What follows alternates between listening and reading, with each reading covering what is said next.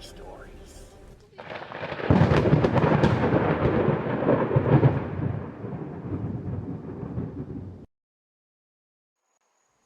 So, as a bit of a heads up, unfortunately I don't have any screenshots of our conversation. I'm non-binary, a bit important for later, and I won't be sharing names or what app or platform I was on for privacy reasons. We'll call our Neckbeard Armsbeard. So a bit of background. I'm in an online community where we talk about one of our favorite Nintendo games, Arms, a fighting game for the Nintendo Switch that came out 3 years ago. Characters with stretching arms would fight in boxing matches to claim victory. It's really fun and fast-paced. It's an underrated gem, and I'm kinda sad it didn't get more story elements, elaborate and share more backstory on the fighters, and had overall more content. Anyways, the short story. So it was just a normal day for me. I was working on an online art request for the said community when I suddenly got a notification that someone wanted to talk with me. It was Armsbeard. I didn't really want to talk to him at first because he mostly broke a few of the community rules, such as posting pictures of himself, selfies, which usually got taken down by moderators because of them being off topic. Anyways, he wanted to chat with me. I accepted the request because maybe he was interested in an art request or wanted to ask me something such as art advice. Hi, can I help you with anything? No, just wanted to talk. Oh, okay. Well, we're talking, LOL. Okay, do you like arms? Yes, I do like arms. I main Mechanica, Springman, Min, Lollipop, and Robin Girl. You're really cool, and I like you. I'm sorry, but I'm not entirely sure what you mean by that because I don't know the full context. I love you, Boo. Keep in mind that this is the only conversation I've ever had with this guy. I'm sorry, but I don't feel the same way. And please, don't call me Boo. Okay. Do you like me? So far, I think you're pretty cool, so yeah. I don't like being mean to people, so that's what I said. Judge me all you want. So, we're boyfriend and girlfriend? No way, sorry man. I don't like you like that. I'm not even a girl. And then he deleted all of his messages and left the conversation. Sorry the story was short and not that interesting.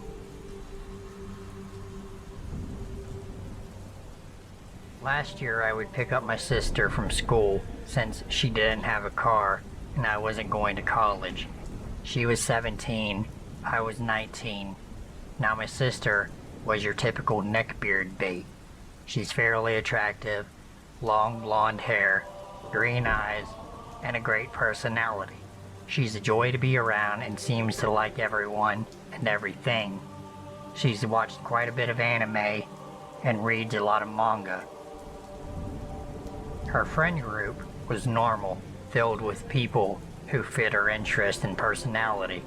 I've talked to quite a few of her friends, one of them being my own. They're all chill, really good people, which makes it so weird that the Neckbeard was a part of it. Neckbeard wasn't the stereotypical neckbeard in terms of look. He was actually very attractive. He was lean, never smelled like BO, and wasn't greasy. He did, however, have a bit of a neckbeard growing, so by looks, you wouldn't expect it. He liked anime and all of that, but his personality was just god-awful. He was constantly putting others down, subtly, but it was still there. He was a major creep. It was freaky scary how good he was at manipulation and making it seem like he wasn't degrading his and Elle's friends, as well as Elle, even if he was. Once I met him, I disliked him. I have a lot of experience with people like him, so I knew pretty quickly what type of guy he was. I voiced these concerns to Elle, but she brushed them off, believing there was good in everyone. The first time I met him was when I went to pick up my sister from an after-school club. I forget which one, but Neckbeard was in it too. She asked me to give him a ride home as well, so I decided that since he was her boyfriend, it wouldn't be that bad. Oh ho ho, how wrong I was. Right off the bat, he'd noticed my shirt. Is that a Green Day shirt? I love them. Oh really? They were one of my favorite bands. Yeah, I'd totally love to have a night with the singer, you know, alone.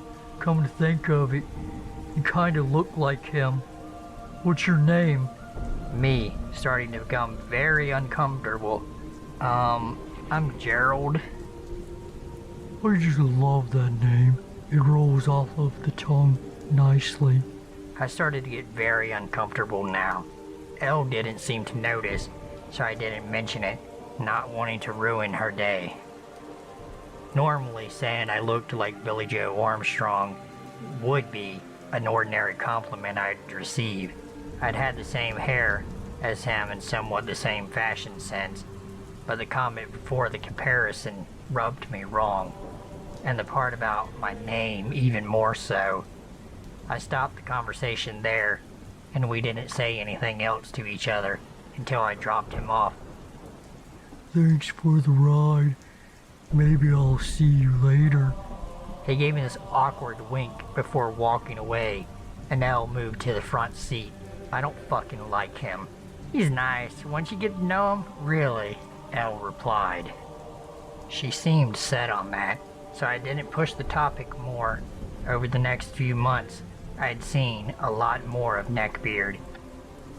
Enough to see that he was not the kind of guy I wanted around Elle, or anyone, really. He was perverted and degrading, and I absolutely despised him.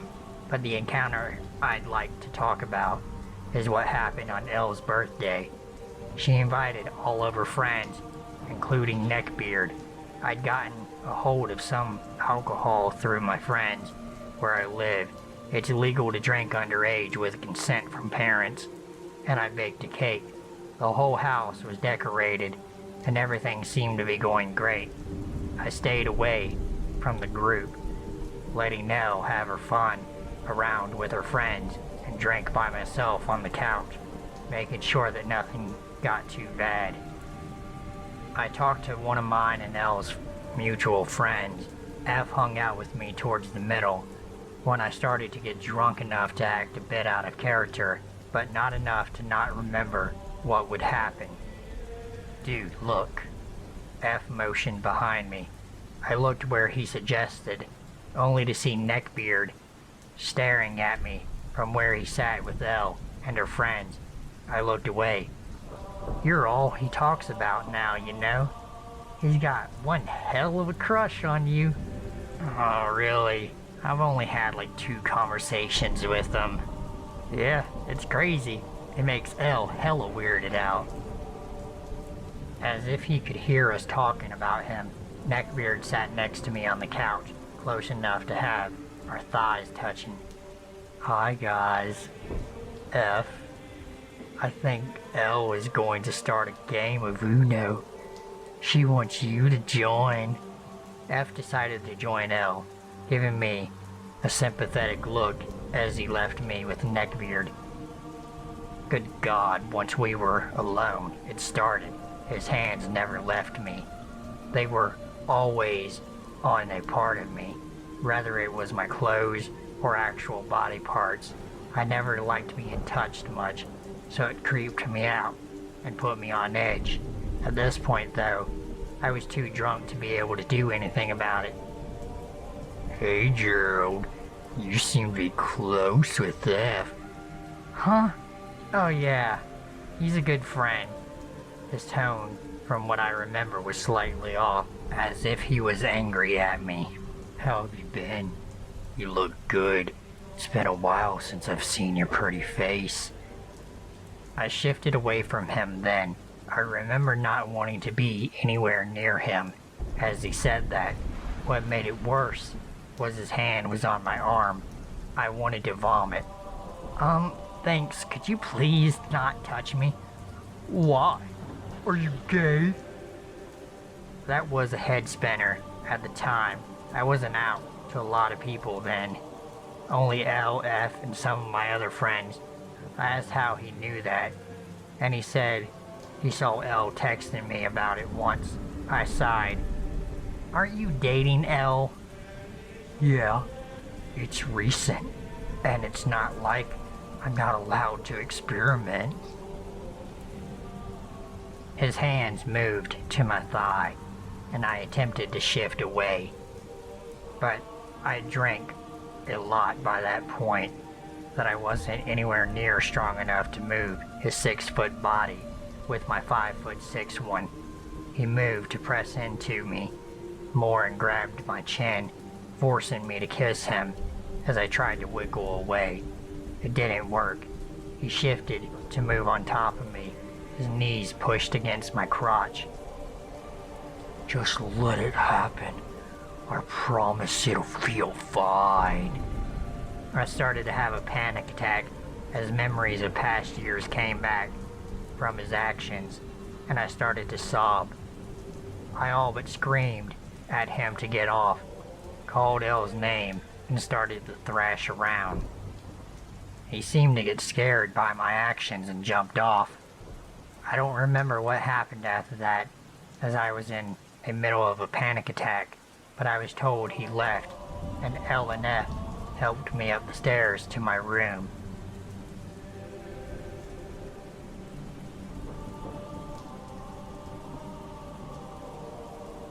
This is the story of the time I dated a neckbeard, mama's boy. Yeah, it's gonna get interesting. Let me introduce the characters. Me, littlest ghoul, LG, Neckbeard, gravedigger, Neckbeard's mother, Nancy. I met Gravedigger back in November on Tinder. Obviously, we matched right away. Now, I'm not the prettiest ghoul in the world, so try not to pass judgment on less attractive people. Gravedigger wasn't your typical neckbeard. Yeah, he had a bit of a belly, but he was mostly healthy. He showered every day and used deodorant. The only reason he's classified as a neckbeard is because he has a pretty patchy beard on his lower jaw and neck. He wore a fedora to our first date. He also likes the same things your typical neckbeard would like. But besides all that, Gravedigger seemed like a lovely man. The story takes place back in January after I formally met his mother and stepdad. We went out for the afternoon for a date, going for coffee and seeing the ice sculptures. It was winter in Canada, so we tried to stay inside as much as we could. His mom had invited me over for dinner since the first time I met her was over the holidays, and she never got to sit down with me one-on-one. Nancy was sweet to me the entire dinner. She seemed to approve of me. I was worried because I'm an alternative girl with tattoos and facial piercings, and at the time, bright green hair, whereas she was very conservative. She didn't believe in sex before marriage. She had pictures of Jesus all over her house, and her kids were plain looking against their will. His sister wanted to dye her hair a funky color, but Nancy refused to allow it.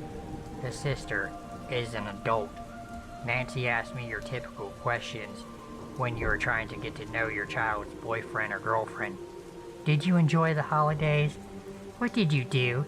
Did you see your family? Do you have siblings? Do you have a job or go to school? It was all fine and dandy. She asked me what I did for work. Now I'm open with people about where I work and what I do. But for a very good reason, this was off-putting for me. See, I work at an adult novelty store. We also do events and demonstrations at alternative bars and clubs. The store is more geared toward alternative lifestyles instead of your run-of-the-mill toys and accessories, but I sucked it up and told her the truth. I didn't want to lie to her, but I also didn't want to tell her the whole truth. I told her I worked at an alternative lifestyle store where we sold everything you'd need for a scene. She was shocked into silence. Gravedigger's sister was curious to learn more about my job and if I took it seriously. I obviously told her I did. You have to when it comes to these things. It's all fun and games until someone gets non-consensually hurt. Now let me preface something before going ahead in the story. Gravedigger was a virgin. He was pushing 30 and has never messed with someone before. He's never even kissed a girl before me, but he was one ready boy. He had things he was into and wanted to try with me, but I told him to educate himself on those things before we tried them. So in short, Gravedigger was one kinky virgin. Now, I'm not saying being a virgin is bad. I personally don't believe in virginity, but each to their own. Now back to the story. Not long after that, I went home. Gravedigger and I talked the entire time it took me to get back home. I was on the bus. He said his mom was still shocked and quiet when I got home. I had a shower and went to bed since it was late. Usually Gravedigger messaged me in the morning before I got up, but that morning I got nothing. I just thought he decided to sleep in, so I shot him a good morning message instead. I thought it was odd that for the entire day I didn't hear anything from him until that evening Gravedigger messages me.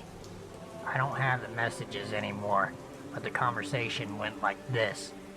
I have something to tell you, but you gotta promise me you won't be mad. Okay. No, promise me you won't be mad. Okay, I promise I won't be mad. What is it? Last night, when you left, my mom had more questions about you. Alright, what does she want to know? Well, you don't have to answer them. What did she want to know? She wanted to know about your sex life. Like, she asked how many partners you've had, if it's only been guys, or if you've been with girls too. She wanted to know about your likes and stuff. I didn't know what to feel. I was furious and embarrassed all at the same time. This woman asked questions about me she didn't even need to know. I'm open and honest with the person I'm dating, but not their entire family. They don't need to know those things. But wait, it gets better. That's none of her business, you know. Yeah, about that. What? Did you... I answered her questions. Why? Why would you do that? She wanted to know. So you just told her? What did you even tell her? I told her everything. Yes, that's right. He told her everything about me and my private life. I felt so violated. I ended up calling him to chew him out about it. I guess his mom was there when I was doing that, and she took the phone away from him. She was downright cruel to me. She called me everything from a slut and a whore to a degenerate. She said I had poisoned her son into having sex before marriage and gotten him into that lifestyle. I practically begged Gravedigger to stand up to his mother, but he was quiet as his mother was tearing into me. Gravedigger said his mom had the right to know those things about me, but I'm guessing deep down he knows she doesn't, since he asked me not to be mad at him when he told me. Gravedigger even sided with his mom. He said he wasn't into the same things I was into until he met me. I told him where to find his balls in his mother's purse, and then I blocked them. Let's just say that wasn't the end of that relationship.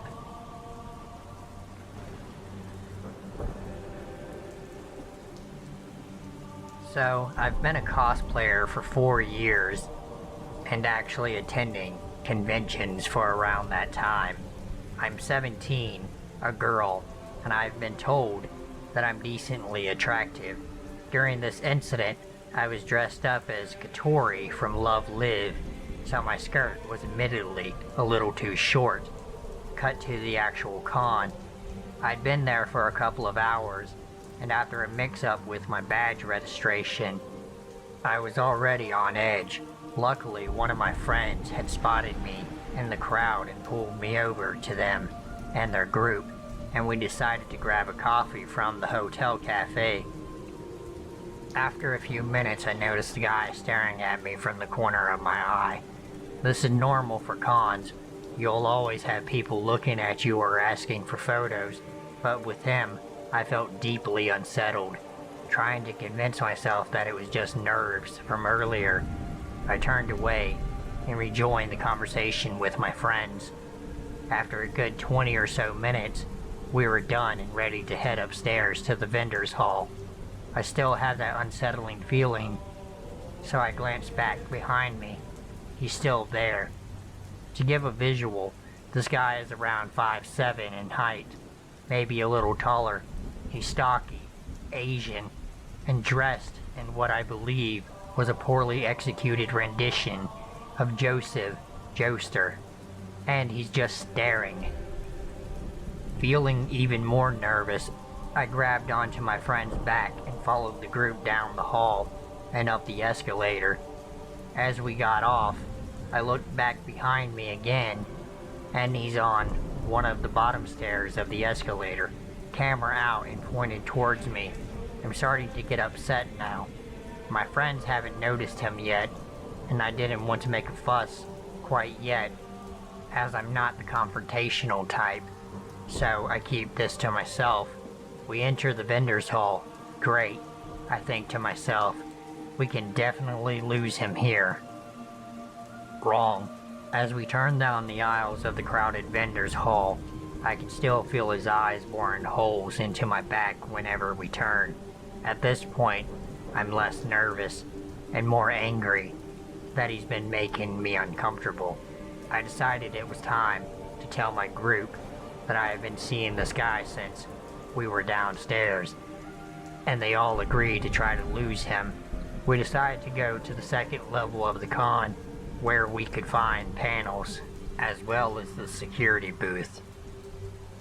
I move from the back of the group to the center, and I feel slightly relieved that he's not directly behind me. We run into another friend on that level, Max, a short but intimidating guy, who's immediately pissed off about the creep who has been following me. At this point, we're all tired, so we decide to head down to the lobby and hang out until it's time to part ways. I haven't seen this guy in maybe 45 minutes or so, so I'm a little more relaxed. Downstairs, someone breaks out their cards and we play Uno, mostly dicking around.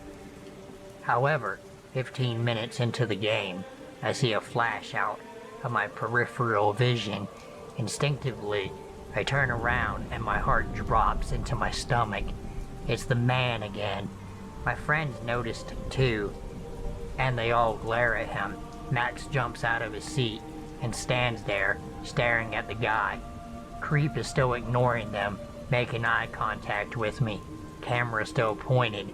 I get up too, and pull my friend Jane up with me. Enough is enough, I decided. Jane and I leave the rest of the group downstairs with the guy, and head up to the second floor security booth. I give my statement to the apathetic officer, who sort of brushes me off. He told me to just avoid him. Like I haven't been doing that all day. Jane is obviously pissed off at this too, and offers to drive me back to my hotel so I don't have to deal with this creep. I oblige, and the rest of the night went without incident. The second to last day of the con, I see the guy again. This time, instead of following me around and taking photos, he decides to approach me. I was with Max at the time, and he notices the guy walking up to us and tenses up. The guy reaches for one of my hands, and I take a step back, trying to avoid him as much as possible. He looks at me, mumbles something about wanting to do me, and walks away as Max and I head back for the security desk. Of course, they did nothing. I ended up catching the con plague that night anyways, and leaving early on the last day.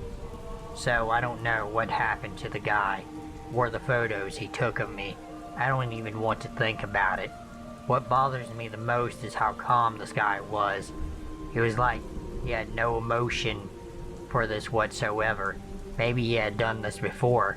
I've had my fair share of other convention creeps, but this one stands out, as it was so recent, and how he kept following me around for what seemed like forever. I have another convention coming up in January, and I'll be pissed as hell if I see him again. So, convention creep, let's not meet again.